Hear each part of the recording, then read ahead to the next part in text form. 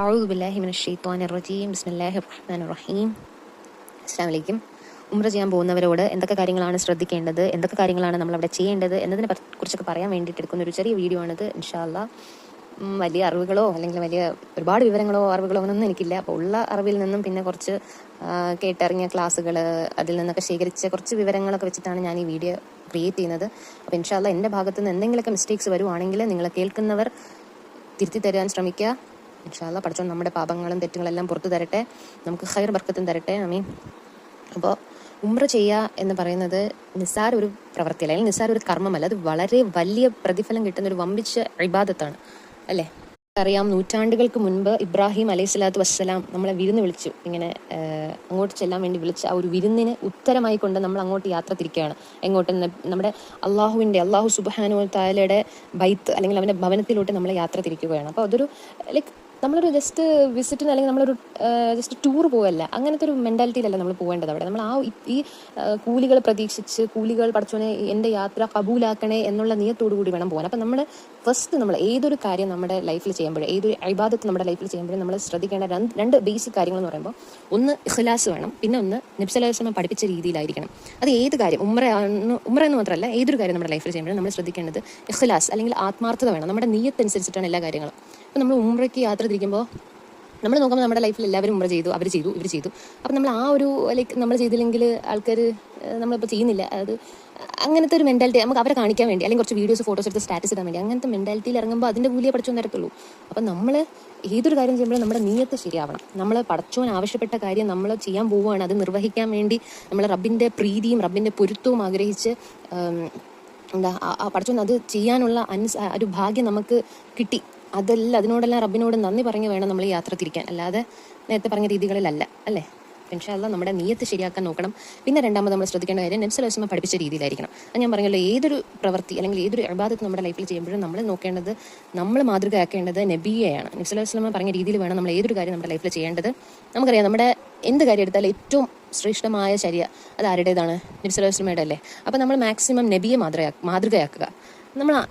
നമ്മളൊരു ഉംറ ചെയ്യാൻ പോകുന്നു, അപ്പം നമ്മൾ ഉംറ ചെയ്യുമ്പോൾ അത് നബി പറഞ്ഞ രീതിയിലാണോ എന്ന് നമ്മൾ ശ്രദ്ധിക്കേണ്ടതുണ്ട്. നബി സല്ലല്ലാഹു അലൈഹി വസല്ലം പറഞ്ഞ ഒരു ഹദീസ് കാണാം, നിങ്ങളുടെ ആരാധനാ കർമ്മങ്ങൾ എന്നിൽ നിന്ന് നിങ്ങൾ പഠിക്കണം എന്നാണ് പറഞ്ഞത്. അല്ലാതെ നമ്മൾ വേറെ ആരുടെയെങ്കിലും, ചില ആൾക്കാർ പറയുന്നത് കേൾക്കാം, ഇന്ന കാര്യം ഇത് നല്ലൊരു കാര്യമല്ലേ, ഇത് എക്സ്ട്രാ ചെയ്തെന്ന് പറഞ്ഞാൽ നമുക്ക് കൂലി കിട്ടാതൊന്നും ഇരിക്കത്തില്ലല്ലോ, അങ്ങനെയാണെങ്കിൽ ഇത് നബി ചെയ്ത് കാണിച്ച് തന്നേനെ. പക്ഷെ അങ്ങനെ കാണിച്ചില്ലല്ലോ. അപ്പോൾ നമ്മളെപ്പോഴും നബി സല്ലല്ലാഹു അലൈഹി വസല്ലം പറഞ്ഞ രീതിയിൽ ചെയ്യാൻ നോക്കുക. അതിൽ കൂട്ടിക്കലർത്തുകലകളോ ഒന്നുമില്ലാതെ നബി എന്താണ് പഠിപ്പിച്ചത് അത് ചെയ്യാൻ നോക്കുക. അതിനുവേണ്ടി ചിലർ തർക്കിക്കുന്ന കാണാം. അത് ഓക്കെ, യുക്തി പഠിച്ചോൻ ബുദ്ധിയും വിവരവും എല്ലാം ഓരോരുത്തർക്കും കൊടുത്തിട്ടുണ്ട്. അതനുസരിച്ച് നമുക്ക് എല്ലാ കാര്യങ്ങളും ചെയ്യാനുള്ള ഭാഗ്യവും എല്ലാം റബ്ബ് തരട്ടെ, ഇൻഷാ അല്ലാഹ്. അപ്പോൾ നമ്മൾ ഉംറ ചെയ്യുമ്പോൾ ഏറ്റവും ശ്രേഷ്ഠമായ ഹജ്ജ് അല്ലെങ്കിൽ ഏറ്റവും ശ്രേഷ്ഠമായ ഉംറ നിർവഹിച്ച നബി സല്ലല്ലാഹു അലൈഹി വസല്ലമയുടെ മാതൃക പിൻപറ്റി നബി പറഞ്ഞ പോലെ ചെയ്യാൻ പറ്റട്ടെ. നമ്മുടെ നിയ്യത്ത് എന്ന് പറയുന്നത് മാക്സിമം കൂലി നമുക്ക് അവിടെ നിന്ന് കിട്ടണം എന്നുള്ള നിയ്യത്തോടു കൂടി വേണം നമ്മൾ ഇറങ്ങാൻ. ഓക്കെ, നമുക്കറിയാം, നമ്മുടെ ഇബ്രാഹിം അലൈഹി സ്വലാത്തു വസ്സലാം, ഇസ്മായിൽ അലൈഹി സ്വലാത്തു വസ്സലാം അവർ വരെ പ്രാർത്ഥിച്ചെന്താണ്? അല്ലാഹുവേ, നമ്മുടെ ആരാധനാ കർമ്മങ്ങൾ എങ്ങനെയാണെന്ന് നീ നമുക്ക് കാണിച്ചു തരണമേ എന്നാണ്, അല്ലാതെ അവർ തോന്നുന്ന പോലെ ചെയ്തതല്ല. അപ്പോൾ നമ്മളെപ്പോഴും നമുക്കൊരു മാതൃകയുണ്ട്, ആ മാതൃക പിൻപറ്റി നബി പറഞ്ഞ പോലെ ചെയ്യാൻ നോക്കുക. ഓക്കെ, പക്ഷെ നമുക്ക് അതുപോലെ ചെയ്യണമെങ്കിൽ നമുക്ക് അറിവ് വേണ്ടി, എന്താണ് നബി സല്ലല്ലാഹു അലൈഹി വസല്ലം ചെയ്തത് എന്നുള്ള അറിവ് വേണം. അപ്പോൾ അറിവ് വേണമെങ്കിൽ അറിവ് നേടണം, എന്താണെന്ന് നമ്മളത് കണ്ടുപിടിക്കാൻ ശ്രമിക്കണം, ഇൻഷാ അല്ലാഹ്. ഓക്കെ, അപ്പോൾ ഉംറ ചെയ്യാന്ന് പറയുന്നത് വളരെ ലളിതമായിട്ടുള്ള കാര്യമാണ്. മെയിനായിട്ട് 4 സ്റ്റെപ്സ് ഓർത്താൽ മാത്രം മതി, അത് ചെയ്താൽ ഉംറ കഴിഞ്ഞു, ഇൻഷാ അല്ലാഹ്. അപ്പോൾ നമ്മൾ ചെയ്യേണ്ട കാര്യങ്ങളെന്ന് വെച്ചാൽ, ആദ്യത്തെ സ്റ്റെപ്പ് എന്ന് പറയുന്നത് ഇഹ്റാമിൽ പ്രവേശിക്കണം. ഓക്കെ, എന്താണ് ഇഹ്റാമിൽ പ്രവേശിക്കുക എന്ന് വെച്ചാൽ, നമ്മളിപ്പോൾ വീട്ടിൽ നിന്ന് ഇറങ്ങുമ്പോൾ തന്നെ നമുക്കൊരു നിയ്യത്തുണ്ടാവും. എന്താണ്? നമ്മൾ പഠിച്ചോനെ നമ്മൾ ഉംറ ചെയ്യാൻ വേണ്ടി പോവുകയാണ്, പഠിച്ചോനെ അത് കബൂലാക്കണേ എന്നൊക്കെ പറഞ്ഞിട്ട് ആലോചിച്ചിട്ടൊക്കെ ആയിരിക്കും നമ്മൾ പോകുന്നത്. ബട്ട് സ്റ്റിൽ നമ്മൾ മീഖാത്ത് എന്ന് പറയുന്ന ആ പോയിന്റ് വെച്ചിട്ട് നമ്മൾ എന്ത് ചെയ്യണം? നിയ്യത്ത് കൊടുക്കണം, അല്ലെങ്കിൽ ഇഹ്റാമിൽ പ്രവേശിക്കണം. അതാണ് ഫസ്റ്റ് സ്റ്റെപ്പ്. അത് നിർബന്ധമായിട്ട് ചെയ്യേണ്ടതാണ്. ജസ്റ്റ് നിയ്യത്ത് വെക്കുന്നതിനെയാണ് ഇഹ്റാമിൽ പ്രവേശിക്കുക എന്ന് പറയുന്നത്. അത് നമ്മൾ വീട്ടിൽ വെച്ചിട്ട് ചെയ്യുന്നുണ്ട്, പക്ഷെ എന്നാൽ പോലും നമ്മൾ ആ മീഖാത്ത് പോയിന്റ് വെച്ചിട്ട് തന്നെ ചെയ്യണം. അപ്പോൾ ഓരോ നാട്ടുകാർക്കും ഓരോ മീഖാത്ത് ഉണ്ട്. ആക്ച്വലി മീഖാത്ത് എന്ന് വെച്ചാൽ എന്താണെന്നറിയോ? എന്ന് വെച്ചാൽ നമ്മളിപ്പോൾ ഒരു ഇബാദത്ത് ചെയ്യുന്നതിന് മുമ്പ് നിശ്ചിതമായ സ്ഥലം അല്ലെങ്കിൽ സമയത്തിനാണ് മീഖാത്ത് എന്ന് പറയുന്നത്. ഇപ്പം നമുക്കറിയാം, ഹജ്ജ് നമുക്ക് എപ്പോഴാണോ ചെയ്യാൻ പറ്റും? ഇല്ലല്ലോ. ഉംറ ഇപ്പം നമുക്ക് എപ്പോഴാണോ ചെയ്യാൻ പറ്റും? എല്ലാ വർഷത്തിൽ ഏത് സമയത്ത് വേണോ ചെയ്യാൻ പറ്റും. അതേസമയം ഹജ്ജ് നമുക്ക് എന്താണ്, ഇന്ന സമയങ്ങൾ ഇന്ന മാസങ്ങളിലേ ചെയ്യാൻ പറ്റുള്ളൂ. അതൊരു മീഖാത്താണ്, ഹജ്ജിൻ്റെ മീഖാത്താണ്, അല്ലേ? മനസ്സിലായോ? എന്നുവെച്ചാൽ ഒരു ഇബാദത്ത് ചെയ്യാൻ വേണ്ടി അതിന് നിശ്ചയിക്കപ്പെട്ട സമയം. അതേസമയം ഇവിടെ നമ്മുടെ ഉംറയ്ക്ക് അങ്ങനെ ഒരു സമയമില്ല. സമയത്ത് ഇവിടെ ഉള്ള മീഖാത്ത് എന്ന് വെച്ചാൽ സ്ഥലമാണ്. അതൊരു 5 സ്ഥലമുണ്ട്. അത് ഓരോ നാട്ടുകാർക്കും ഓരോ മീഖാത്തായിരിക്കും കിട്ടുന്നത്. അപ്പോൾ ആ മീഖാത്ത് വെച്ചിട്ട് തന്നെ നമ്മൾ എന്ത് ചെയ്യണം? നമ്മൾ എന്താണ് പടച്ചോനെ നമ്മൾ ഉംറയിൽ പ്രവേശിക്കുകയാണെന്ന് മനസ്സിൽ കരുതണം. അതിനെയാണ് ലബൈക്ക് അല്ലാഹു ഉംറത്തൻ എന്ന് പറഞ്ഞാൽ അതാണ് കൂടുതൽ ഖൈർ. ഓക്കെ, അല്ലെങ്കിൽ ഹൃദയം കൊണ്ട് നമ്മൾ വിചാരിക്കുക. അപ്പോഴത്തേക്ക് നമ്മൾ എന്താ ഇഹ്റാമിൽ പ്രവേശിച്ച് കഴിക്കും. അപ്പോൾ നമ്മൾ പുറത്ത് വയ്ക്കുവാണെങ്കിൽ നമുക്ക് കുളിച്ച് ഫ്രഷായി ഉളുവൊക്കെ എടുത്തിട്ട് പടച്ചോനെ ലബൈക്ക് നമ്മൾ ഉളുവിൻ്റെ 2 റക്അത്തൊക്കെ നിസ്കരിച്ചിട്ട് ലബൈക്ക് അല്ലാഹു ഉംറത്തൻ എന്ന് പറഞ്ഞിട്ട് നിയത്ത് വയ്ക്കാം. പക്ഷേ ചിലപ്പോൾ നമ്മൾ ഫ്ലൈറ്റ് ഇരിക്കുന്ന സമയത്താണെങ്കിൽ നമ്മൾ ഈ ഇഹ്റാമിൻ്റെ കുളി വീട്ടിൽ നിന്ന് കുളിച്ചിട്ട് വരേണ്ടി വരും. ഓക്കെ, വീട്ടിൽ നിന്ന് നല്ല കുളിക്കുക എന്ന് പറയുമ്പോൾ നല്ല രീതിയിൽ കുളിക്കണം കേട്ടോ. നല്ല വലിയ അശുദ്ധിക്ക് വേണ്ടി അതിനുള്ള കുളി കണക്ക് പോലെ കുളിക്കാൻ പറ്റുമെങ്കിൽ നല്ലത്. ഓക്കെ, അപ്പോൾ നമ്മൾ ഫസ്റ്റ് സ്റ്റെപ്പ് എന്ന് പറയുന്നത് ഇഹ്റാമിൽ പ്രവേശിക്കുക. അപ്പോൾ നമ്മൾ ഇഹ്റാമിൽ പ്രവേശിച്ചു കഴിഞ്ഞു. ഇഹ്റാം എന്ന് പറയുമ്പോൾ ആ വേർഡിൽ തന്നെ ഉണ്ട് നമ്മൾ എന്താണ് ചില ഹലാലായിട്ടുള്ള കാര്യങ്ങൾ ആ സമയത്തേക്ക് തൊട്ട് നമുക്ക് ഹറാമായി മാറും. അപ്പോൾ നമ്മൾ ഇതുവരെ ചെയ്തുകൊണ്ട് നമുക്ക് നഖം വെട്ടുക അങ്ങനത്തെ കാര്യങ്ങളൊക്കെ നമ്മൾ അവിടെ അതിനുശേഷം ചെയ്യാൻ പാടില്ല. അപ്പോൾ ഒരു ആൾ ഉംറ ചെയ്യാൻ വേണ്ടി പുറപ്പെട്ടു, അവരുടെ മീഖാത്ത് പോയിന്റ് എത്തി, അപ്പോഴത്തേക്ക് അവർ നിയത്ത് വെച്ചു ലബൈക്ക് അല്ലാഹു ഉംറത്തൻ എന്ന് പറഞ്ഞു കഴിഞ്ഞാൽ അവർ ഇഹ്റാമിൽ പ്രവേശിച്ചു കഴിഞ്ഞു. അതിനുശേഷം പിന്നെ അവരെന്താ ചെയ്യേണ്ടതെന്ന് വെച്ചാൽ അവർ ശ്രദ്ധിക്കണം. കുറച്ച് കാര്യങ്ങൾ നമ്മൾ ചെയ്യാൻ പാടില്ല എന്നുള്ളത് ശ്രദ്ധിക്കണം. എന്ന് വെച്ചാൽ ആണുങ്ങളാണെങ്കിൽ അവർക്ക് ഇഹ്റാമിൻ്റെ പ്രത്യേക വസ്ത്രമുണ്ട്. എന്ന് വെച്ചാൽ എന്താണ് ഒരു മേൽമുണ്ടും ഒരു തുണിയുമാണ്. ഉള്ളിൽ വേറെ വസ്ത്രങ്ങളൊന്നും ഇടാനേ പാടില്ല. പിന്നെ ശരീരത്തിൻ്റെ ഷേപ്പ് വെളിവാവുന്ന രീതിയിലുള്ള ഡ്രസ്സുകളോ അല്ലെങ്കിൽ തുന്നിയ വസ്ത്രങ്ങളൊന്നും ആണുങ്ങൾക്ക് ഇടാൻ പാടില്ല. തല മറയ്ക്കാൻ പാടില്ല. പിന്നെ കാലിലാണെങ്കിൽ സോക്സ് അങ്ങനത്തെ സാധനങ്ങളൊന്നും ഇടാൻ പാടില്ല. ഷൂ ഒക്കെ ഇടുവാണെങ്കിൽ ലൈക്ക് കാല് കവർ ചെയ്യുന്ന രീതിയിലുള്ള ഷൂ ഇടരുത്. ലൈക്ക് ജസ്റ്റ് സ്ലിപ്പേഴ്സ് ഒക്കെ ഇടാം. ഓക്കെ, പക്ഷെ എന്നാൽ പെണ്ണുങ്ങൾക്ക് അങ്ങനെ പ്രത്യേക വസ്ത്രമുണ്ടോ? ഇല്ലല്ലോ. അവർക്ക് ഇഹ്റാമിന് എന്ന് പറഞ്ഞിട്ട് പ്രത്യേക വസ്ത്രമൊന്നുമില്ല. അവർക്കുള്ളത് നമുക്ക് സാധാരണ പഠിച്ചോ നിർബന്ധമാക്കിയ ഔറത്ത് മറയ്ക്കുന്ന വസ്ത്രം വേണം ഇടാൻ. എന്ന് വെച്ചാൽ മുഖവും മുൻകൈയും കാണുന്ന രീതിയിലുള്ള ബാക്കിയെല്ലാം കവർ ചെയ്തിട്ടുള്ള വസ്ത്രം ഇടണം. എന്ന് വെച്ചാൽ നമ്മൾ പുറത്തിടേണ്ട നിർബന്ധമാക്കിയ വസ്ത്രം, നമ്മുടെ ചോയ്സ് ആക്കിയിട്ടുള്ള വസ്ത്രമല്ല. അത് ഓരോരുത്തരുടെ ചോയ്സ് ആണെന്നൊക്കെ ചില പെണ്ണുങ്ങൾ പറയുന്ന കേൾക്കാറുണ്ട്. അങ്ങനെയല്ല, നമുക്ക് നിർബന്ധമാക്കിയ ഔറത്ത് മറയ്ക്കുന്ന വസ്ത്രം ഇട്ട് വേണം നമ്മൾ പോവാൻ. ഓക്കെ, പക്ഷേ നമ്മൾ ശ്രദ്ധിക്കേണ്ടത് മുഖം കവർ ചെയ്യാൻ പാടില്ല, ഗ്ലൗസ് ഒന്നും ഇടാൻ പാടില്ല. പിന്നെ നമ്മൾ ഇഹ്റാമിൽ പ്രവേശിച്ച് കഴിഞ്ഞ ഒരു സ്ത്രീ ആണെങ്കിലും പുരുഷനാണെങ്കിലും ശ്രദ്ധിക്കേണ്ട കാര്യങ്ങളെന്ന് വെച്ചാൽ മുടി, തൊലി അല്ലെങ്കിൽ നെയിൽസ്, ഈ നഖം, ഇതൊക്കെ ഒന്നും കട്ട് ചെയ്യാൻ പാടില്ല. പിന്നെ പെർഫ്യൂം ഇടാൻ പാടില്ല. പിന്നെ വിവാഹം ആലോചിക്കരുത്, സ്ത്രീ പുരുഷ ബന്ധത്തിൽ ഏർപ്പെടരുത്, വേട്ടയാടരുത്, അങ്ങനെയൊക്കെ. പിന്നെ കഴിയുന്നത് അനാവശ്യ സംസാരങ്ങളിൽ നിന്നൊക്കെ ഒഴിവായി നിൽക്കുക കേട്ടോ. കാരണം നമ്മൾ പോകുന്ന യാത്ര എന്തിനാണെന്ന് നമുക്കറിയാലോ. ഇപ്പോൾ ആൾക്കാർ ചോദിക്കുന്നത് സംസാരിക്കാൻ പാടില്ല എന്ന്. അത് സംസാരിക്കും, that is up to you. പക്ഷേ മാക്സിമം നമ്മൾ പോകുന്നത് നമ്മൾ പഠിച്ചവൻ്റെ കൂലി കിട്ടാനാണ് പോകുന്നത് എന്നുള്ള ഓർമ്മയിൽ വേണം പോവാൻ. ഓക്കെ, പിന്നെ ഒരിക്കൽ നബി സല്ലല്ലാഹു അലൈഹി വസല്ലമയോട് ചോദിച്ചപ്പോൾ നബി പറഞ്ഞതാണ്, എന്ന് വെച്ചാൽ ഹജ്ജ് ഉംറയിലെ ഏറ്റവും ശ്രേഷ്ഠമായ കർമ്മം എന്താണെന്ന്. അത് ഇനി പറയാൻ വരുന്നതാണ്. അപ്പോൾ ഞാൻ പറഞ്ഞില്ലേ, ഇഹ്റാമിൽ പ്രവേശിച്ച് നമ്മൾ പറ്റുമെങ്കിൽ നമ്മൾ വെളിയിൽ നിൽക്കുകയാണെങ്കിൽ ഉളുവൊക്കെ എടുത്തിട്ട് 2 റക്അത്തൊക്കെ നിസ്കരിച്ചിട്ട് നമ്മൾ നിയത്തൊക്കെ വെച്ചിട്ട് നമ്മൾ ഇറങ്ങി നമ്മൾ അടുത്ത പ്രൊസീജിയർ എന്ന് പറയുന്നത് മക്കയിലെ തവാഫാണ്. അത് നേരെ മക്കയിൽ അങ്ങ് എത്തുകയല്ല ചെയ്യുന്നത്. മക്കയിൽ എത്തുന്ന വരെ നമുക്ക് കുറച്ച് സമയമുണ്ട്. അപ്പോൾ നമ്മൾ മക്കയിൽ പോകുന്നതിനിടയ്ക്ക് ഉള്ള യാത്രയില്ലേ, ആ യാത്രയിൽ നമ്മൾ മാക്സിമം തൽബിയത്ത് ചൊല്ലുക. ആ തൽബിയത്ത് ചൊല്ലലാണ് ഹജ്ജിലും ഉംറയിലും വെച്ചിട്ട് ഏറ്റവും ശ്രേഷ്ഠമായ കർമ്മം എന്ന് നബി സല്ലല്ലാഹു അലൈഹി വസല്ലം പറഞ്ഞത്. ലൈക്ക് ഉറക്കച്ചൊല്ലൽ. അത് ആണുങ്ങൾക്കാണ് കൂടുതൽ ഉറക്കച്ചൊല്ലൽ. പെണ്ണുങ്ങൾക്ക് അടുത്തിരിക്കുന്ന ആൾ കേൾക്കുന്ന രീതിയിൽ തൽബിയത്ത് ചൊല്ലിക്കൊണ്ടിരിക്കുക. തൽബിയത്ത് എന്ന് പറയുമ്പോൾ എന്താണ്? ലബ്ബൈക്ക് അല്ലാഹുമ്മ ലബ്ബൈക്ക് കേട്ടിട്ടുണ്ടാവില്ലല്ലോ. ലബ്ബൈക്ക് ലാ ശരീക ലക ലബ്ബൈക്ക് ഇന്നൽ ഹംദ് വന്നിഅമത്ത് ലക വൽ മുൽക്ക് ലാ ശരീക ലക്. അതിൻ്റെ അർത്ഥം മനസ്സിലാലോചിച്ച് പറയാൻ നോക്കുക. ലബ്ബൈക്ക് എന്ന് വെച്ചാൽ എന്താ അർത്ഥം? ലബ്ബൈക്ക് എന്ന് വെച്ചാൽ അറബ് നാടുകളിലൊക്കെ നമ്മളിപ്പോൾ അവിടെ നാട്ടിൽ നമ്മളിപ്പം ക്ലാസ്സിൽ ടീച്ചേഴ്സ് പേര് വിളിക്കത്തില്ലേ, അപ്പോൾ നമ്മൾ പ്രസൻറ്റ് മാം എന്നൊക്കെ പറയത്തില്ല. അപ്പോൾ അതിന് പകരം അറബ് നാട്ടിലൊക്കെ അവർ പ്രസൻറ്റ് പറയുന്നതിന് ഉള്ള വേർഡാണ് ലബ്ബൈക്ക് എന്ന് പറയുമ്പോൾ, എന്ന് വെച്ചാൽ പ്രസൻറ്റ്. അപ്പോൾ നമ്മൾ ആരോടെ ലബ്ബൈക്ക് പറയുന്നത്? ലബ്ബൈക്ക് അല്ലാഹുമ്മ ലബ്ബൈക്ക്, പടച്ചോനെ പ്രസൻ്റായി, ഞാൻ പ്രസൻ്റായി. നൂറ്റാണ്ടുകൾക്ക് മുന്നേ ഇബ്രാഹിം അലൈഹി സ്വലാത്തു വസ്സലാം അള്ളാഹുവിൻ്റെ ഉത്തരവ് പ്രകാരം നമ്മളെ വിരുന്ന് വിളിച്ച് ആ വിളിക്ക് ഉത്തരമായിട്ട് ഞാൻ ദാ എത്തിയിരിക്കുകയാണ് എന്നുള്ള ഉത്തരമാണ് നമ്മൾ കൊടുക്കുന്നത്. അപ്പോൾ അത് എത്ര ഇമ്പോർട്ടൻ്റ് ആയിട്ടുള്ള സംഭവമാണ് നമ്മൾ മനസ്സിൽ. ഇത് ജസ്റ്റ് വായിട്ട് വെറുതെ ഇങ്ങനെ പറയരുത്, നമുക്ക് നമ്മൾ മനസ്സിൽ വരണം. ഇൻഷാ അല്ലാഹ് അതിനുള്ള തൗഫീഖ് പഠിച്ചു തരട്ടെ. അപ്പോൾ നമ്മൾ ലബ്ബൈക്ക് അല്ലാഹുമ്മ ലബ്ബൈക്ക് ലബ്ബൈക ലാ ശരീക ലക ലബ്ബൈക്ക് എന്ന് വെച്ചാൽ എന്താ? നിനക്ക് പങ്കാളികളില്ല, ശരീക്കലൊക്കെ ലബ്ബൈക്ക്. അപ്പം നമ്മൾ അവിടെ ഷിർക്കിനെയാണ് പറയുന്നത്. എന്ന് വെച്ചാൽ നമ്മളിപ്പം ഷിർക്കൊന്നും ഇല്ലാതെയാണ് പഠിച്ചോനെ ഞാൻ ഈ എത്തിയിരിക്കുന്നത് എന്ന് നമ്മൾ ഒരു എംഫസൈസ് ചെയ്യുവാണ്. മനസ്സിലായോ? ഇന്നൽ ഹംദ്, നന്മയും എന്ന് വെച്ചാൽ നിശ്ചയമായും ഹംദ് എന്ന് വെച്ചാൽ സ്തുതിയല്ല, എല്ലാ സ്തുതികളും നിനക്കാണ് നിശ്ചയമായും. ഇന്നൽ ഹംദ് വൻ നിഅമത്ത്, എല്ലാ നിഅമത്തും നീ തന്നെയാണ്. ലകവൽ മുൽക്ക്, എല്ലാ അധികാരങ്ങളും നിനക്കാണ്. ലാ ശരീക്കലക്ക്, വീണ്ടും നമ്മൾ പറയുന്നത് ലാ ശരീക്കലക്ക്. അപ്പം വീണ്ടും പറയണം എന്താണ്? നിനക്ക് പാർട്ട്നേഴ്സ് ആരും ഇല്ലയെന്ന്. അപ്പോൾ ഷിർക്കിൻ്റെ ആ ഒരു ഇമ്പോർട്ടൻസ് മനസ്സിലാവുന്നുണ്ടോ?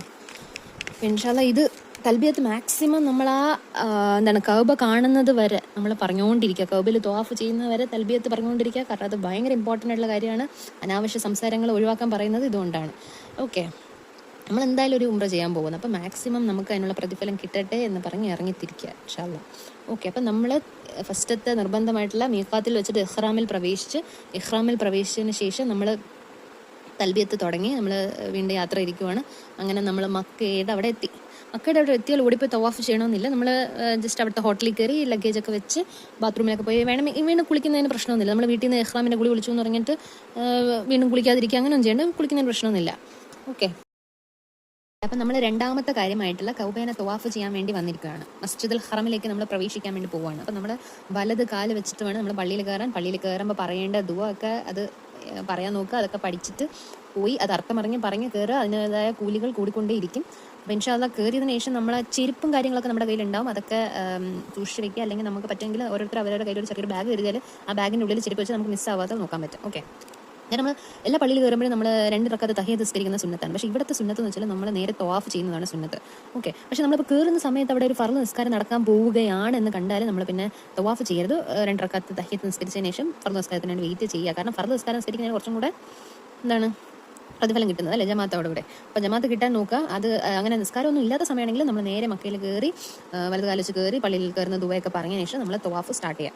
ഓക്കെ, തവാഫ് എന്ന് പറയുമ്പോൾ എന്താണെന്നറിയാലോ, 7 വട്ടം നമ്മൾ മക്കയ്ക്ക് ചുറ്റും. അത് എവിടെ വെച്ച് തുടങ്ങുന്ന വെച്ചാൽ ഹജറുൽ അസ്വദിൻ്റെ അവിടെ വെച്ചിട്ട് തുടങ്ങി അവിടെ നിന്ന് തുടങ്ങുമ്പോൾ കഅബ നമ്മുടെ ഇടത് ഭാഗത്ത് വരുന്ന രീതിയിൽ വേണം നമ്മൾ സ്റ്റാർട്ട് ചെയ്യാൻ ഇൻഷാ അല്ലാഹ്. അങ്ങനെ 7 വട്ടം നമ്മൾ ചുറ്റണം. അതെങ്ങനെയാണെന്ന് വെച്ചാൽ ഓക്കെ, അതിന് മുന്നേ നമ്മൾ വുളു ഉണ്ടായിരിക്കണം കേട്ടോ. വുളു മസ്റ്റായിട്ട് വേണ്ട ഒരു സ്ഥലമാണ് ഈ ഇവിടെ. അതേസമയം നമ്മൾ സഈ ചെയ്യേണ്ട സ്ഥലത്ത് നമുക്ക് വുളു ഇല്ലെങ്കിലും കുഴപ്പമില്ല. അതേസമയം തവാഫ് ചെയ്യുമ്പോൾ നമുക്ക് വുളു ഉണ്ടായിരിക്കണം. നമുക്കറിയാം കഅബ എന്ന് പറയുമ്പോൾ ക്യൂബ് എന്നുള്ള പേരിൽ നിന്നാണ് കഅബ വന്നത്. ക്യൂബിന് എത്ര കോർണേഴ്സ് ഉണ്ട്? 4 കോർണേഴ്സ് ഇല്ലേ? അതിൽ ഒരു കോർണർ നമ്മളിപ്പം ഹജറുൽ അസ്വദായിട്ട് കൂട്ടാം. വേറെ 2 കോർണേഴ്സ് ഉണ്ട്, റുക്നുൽ ഇറാഖ്, റുക്നുൽ ഹിജ്ർ എന്നൊക്കെ പറഞ്ഞിട്ട് അല്ല വേറെ എന്തോ ഒരു പേര് ഓർമ്മയില്ല. ഓക്കെ, ഇനി റുക്നുൽ യമൻ ഉണ്ട്. അപ്പം ഹജറുൽ അസ്വദിൻ്റെ അടുത്തിരിക്കുന്ന കോർണറാണ് റുക്നുൽ യമൻ. അപ്പം നമ്മൾ ഹജറുൽ അസ്വദിൽ നിന്ന് സ്റ്റാർട്ട് ചെയ്ത് നമ്മൾ പോകുന്നത് റുക്നുൽ ഇറാഖിലോട്ടാണ്. എന്ന് വെച്ചാൽ നമ്മൾ ഹജറുൽ അസ്വദ് എന്ന് പറഞ്ഞൊരു കല്ലാണ്. ആ കല്ലിൻ്റെ അവിടെ നിന്ന് സ്റ്റാർട്ട് ചെയ്ത് കഅബ നമ്മുടെ ഇടത് ഭാഗത്ത് വരുന്ന രീതിയിൽ വേണം നടന്നു തുടങ്ങേണ്ടത്. അതെപ്പോഴും ശ്രദ്ധിക്കേണ്ടതാണ്. ഓക്കെ, ഫസ്റ്റ് അപ്പം നമ്മൾ ആദ്യം ആണുങ്ങളാണെങ്കിൽ അവരുടെ ഡ്രസ്സിൽ ചേഞ്ച് വരുത്തണം. എന്ന് വെച്ചാൽ അവർ ആ മേൽമുണ്ടുണ്ടല്ലോ, നമ്മുടെ തുണി ഇങ്ങനെ മൂടിയിരിക്കില്ല, ആ തുണിയിൽ റൈറ്റ് ഷോൾഡറും വെളിവാകുന്ന രീതിയിൽ ചേഞ്ച് വരുത്തി വെക്കണം. ഓക്കെ, എന്നിട്ട് വേണം അവർ നടന്നു തുടങ്ങുന്നതിന് മുന്നേ ഫസ്റ്റ് നമ്മൾ ചെയ്യേണ്ടത് നമ്മളവിടെ നേരെ മറ്റേ കല്ല് കാണും, ഏതാണ് ഹജറുൽ അസ്വദ്. അതിന് നേരെ നമുക്ക് എന്ത് ചെയ്യണം, അവിടെ പോയി തൊട്ട് മുട്ടിയിട്ട് വേണം നമ്മൾ നടന്നു തുടങ്ങാൻ. പക്ഷേ നമുക്ക് മിക്കപ്പോഴും അത് ചെയ്യാൻ പറ്റണമെന്നില്ല, ഭയങ്കര തിരക്കായിരിക്കും എന്നാണ് പറയുന്നത്. അത് അതിനുള്ള ഭാഗ്യം കിട്ടിയാൽ അൽഹംദുലില്ലാ. പക്ഷേ പറ്റിയില്ലെങ്കിൽ നമ്മൾ രണ്ടാം ചെയ്യേണ്ടത് നമ്മളൊരു കമ്പെടുക്കുക, അതിൽ ടച്ച് ചെയ്യാൻ നോക്കുക, ആ ടച്ച് ചെയ്ത ഭാഗത്ത് മുട്ടിയിട്ട് നമുക്ക് നടന്നു തുടങ്ങാം. അല്ലെങ്കിൽ നമ്മൾ ചെയ്യേണ്ട മൂന്നാമത്തെ ഓപ്ഷൻ എന്ന് പറയുന്നത് കൈ പൊക്കി, അതിന് നേരെ കൈ പൊക്കി ആംഗ്യം കാണിച്ചിട്ട് ബിസ്മില്ലാഹി അല്ലാഹു അക്ബർ എന്ന് തുടങ്ങാം. അപ്പോൾ ഈ പറഞ്ഞ 3 കാര്യങ്ങൾ ഏതാണ്? ഒന്നിൽ നമ്മൾ അത് തൊട്ട് മുത്തുക, അല്ലെങ്കിൽ ഒരു കമ്പിട്ട് തൊട്ട് അതിൽ മുത്തുക, അല്ലെങ്കിൽ അതിൽ ആംഗ്യം കാണിച്ചിട്ട് ഉള്ള. ഓക്കെ, അപ്പോൾ ഈ 3-ൽ ഏതെങ്കിലും ഒന്ന് ചെയ്തതിന് ശേഷം നമ്മൾ ബിസ്മില്ലാഹി അല്ലാഹു അക്ബർ, അതൊരു തക്ബീറാണ്. ഓക്കെ, നമ്മൾ നിസ്കരിക്കുന്നതിന് മുന്നേ നമ്മൾ തക്ബീർ പറയത്തില്ല, അല്ലാഹു അക്ബർ എന്ന്. അപ്പോൾ ആദ്യത്തെ നമ്മുടെ സ്റ്റാർട്ട് ചെയ്യുമ്പോൾ പറയേണ്ടത് ബിസ്മില്ലാഹി അല്ലാഹു അക്ബർ എന്ന് പറഞ്ഞിട്ട് നമ്മൾ കഅബ ഇടത് ഭാഗം വരുന്ന രീതിയിൽ നടന്ന് തുടങ്ങാം. ഓക്കെ, അങ്ങനെ നമ്മൾ നടന്ന് നമ്മളപ്പം ആ നടക്കുന്ന സമയത്തെല്ലാം നമ്മളെ പഠിച്ചോൻ്റെ അടുത്തുള്ള നമ്മളെ ദുനിയാവിലെ ആവശ്യങ്ങളും എന്ത് വേണോ നമുക്ക് ദുആ ചെയ്യാം. നമ്മളെ ഓരോ സ്റ്റെപ്പിനും ഒരു ഭയങ്കര കൂലിയുള്ള സമയമാണ്. ആ ഒരു നടത്തം എന്ന് പറയുന്നത് തന്നെ ഭയങ്കര ഇമ്പോർട്ടൻറ്റ് നടത്തമാണ്. തവാഫിൻ്റെ ഓരോ സ്റ്റെപ്പിനും ഒരു ദർജ പഠിച്ചോൻ ഉയർത്തി തരും, ഓരോ പാപം പുറത്ത് തരും എന്നാണ് പറഞ്ഞിട്ടുള്ളത്. ഓക്കെ, അപ്പോൾ നമ്മൾ മാക്സിമം നമ്മൾ തവാഫ് ചെയ്യുമ്പോൾ മാക്സിമം നടന്ന് പഠിച്ചോൻ്റെ അടുത്ത് ദുആ ചെയ്ത് നമ്മൾ അടുത്ത കോർണറെത്തി.